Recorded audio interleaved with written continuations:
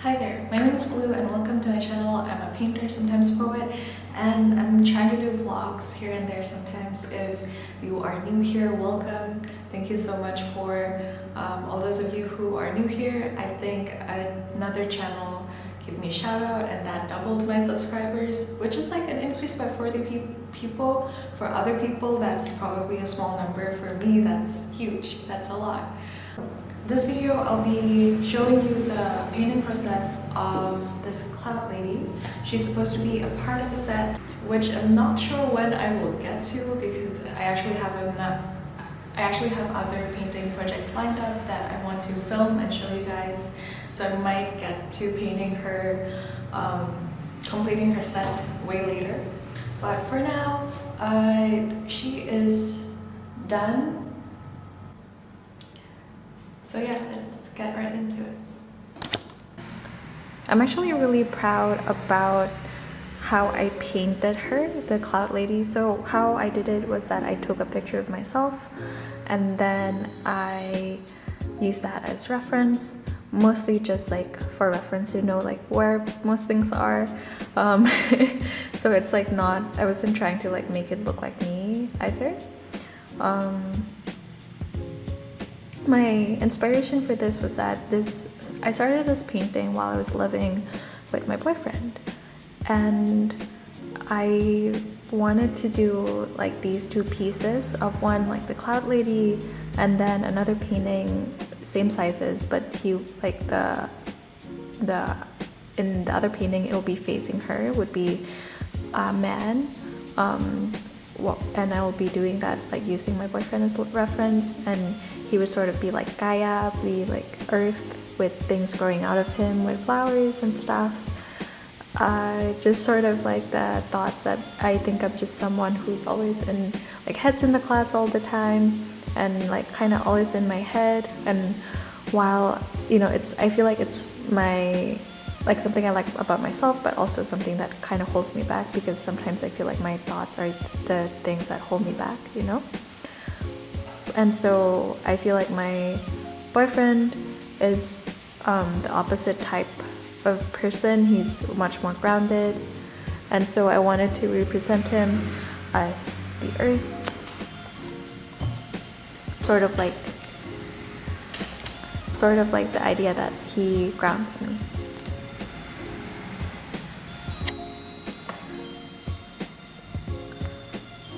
Initially, I wanted to paint chains coming out from the clouds and around her neck. Sort of like also another metaphor about how I feel about, the thoughts in my head. It looks beautiful sometimes, but it's also holds me back. And she was supposed to be like reaching out in a way to her lover, and the other frame that kind of helps her with that, kind of steady her.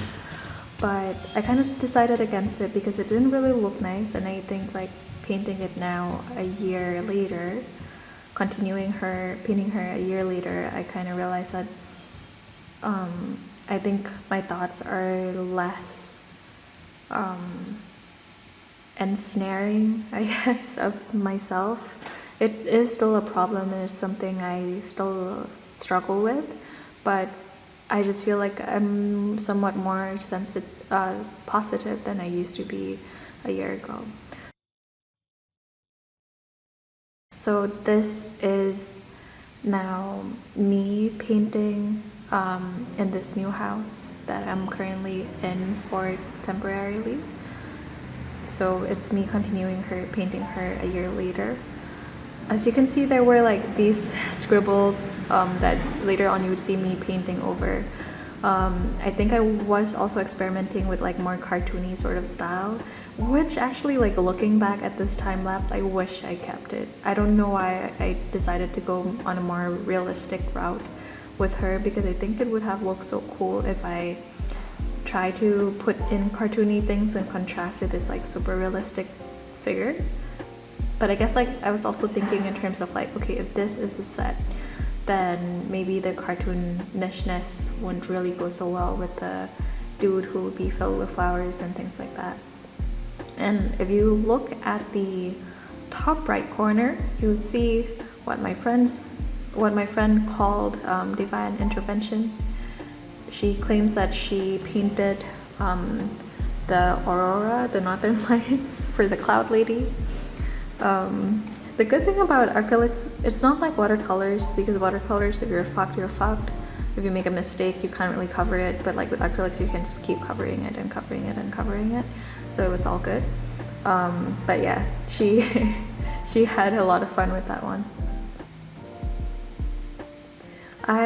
For the longest time, I was trying to figure out what I should put on on her hand or whatever it is like she's pointing towards, because I just feel like there's a source of light that's hitting her face, right? Because that was how the reference picture I took, and I feel like that just makes sense narrative wise with the paintings.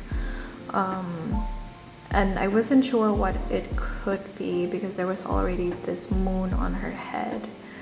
And yeah, I just sort of like kept it there for some time while I work on the other details, because I just get so indecisive. Honestly, I'm just the most indecisive person you'll ever meet.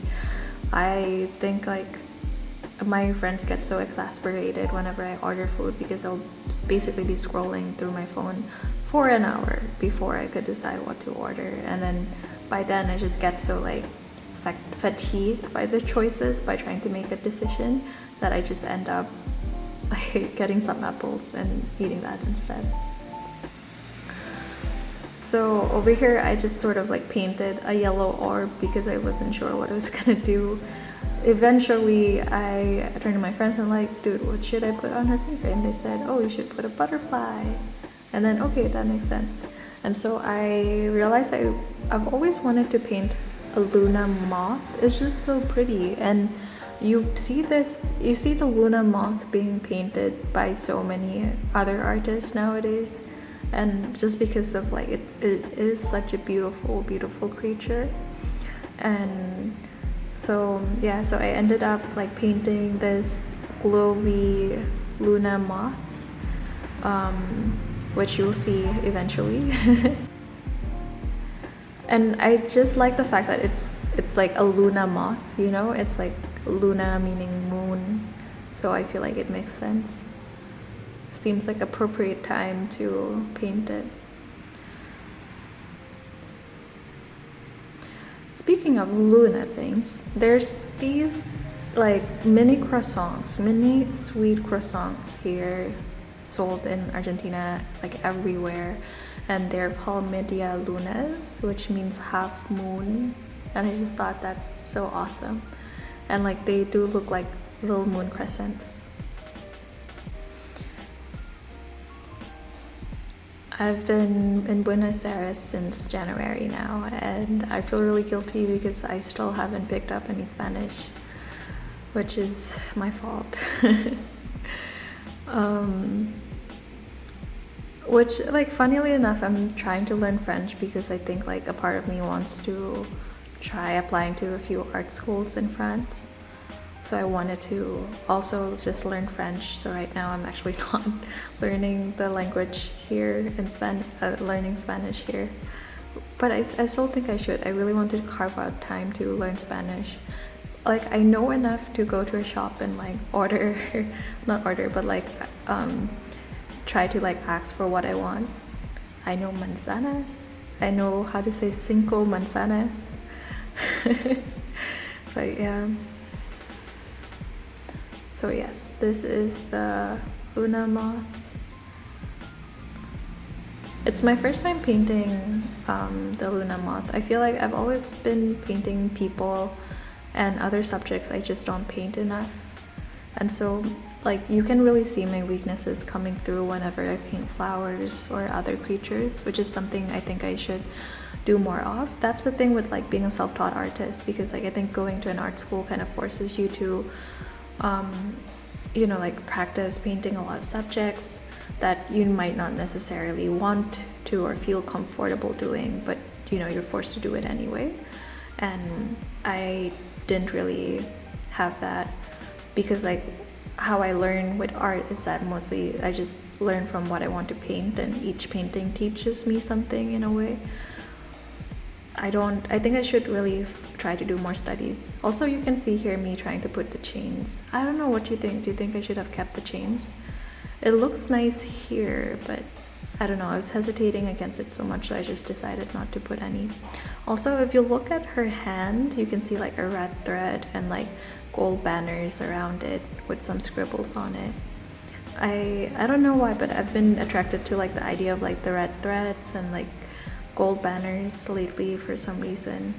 I feel like a style I want to explore more of is comparing cartoony or flat looking elements, so like things that you would see probably more so in illustration work, and try to incorporate it here. I don't know why, I just know that I feel like kind of attracted to that sort of visual, or like feeling like I want to paint it. I think it gives me this like opportunity to like break out of more of like a fine artist mold, if that makes sense, because like I say that I'm self-taught, but like I think this one art teacher that kind of in a way adopted me, not adopted me, sorry, took me under her wings when I was 14. She was quite influential to my skills, to my style, because she like focuses on a lot of like traditional foundational skills, and so like making things proper and realistic is really important to her. And so I think like there's something ingrained within me that I feel like for it to be pretty, for it to be look good, it can't be cartoony, and so trying to step out of that is also like going somewhere I'm uncomfortable with, and it does feel more free, but also I don't know when to stop, and I don't know what is pretty, and maybe blurring that line could actually be really good for me. But yeah, that's all I have to say for today. I thank you so much for watching. Please give me a like if you enjoyed this video, and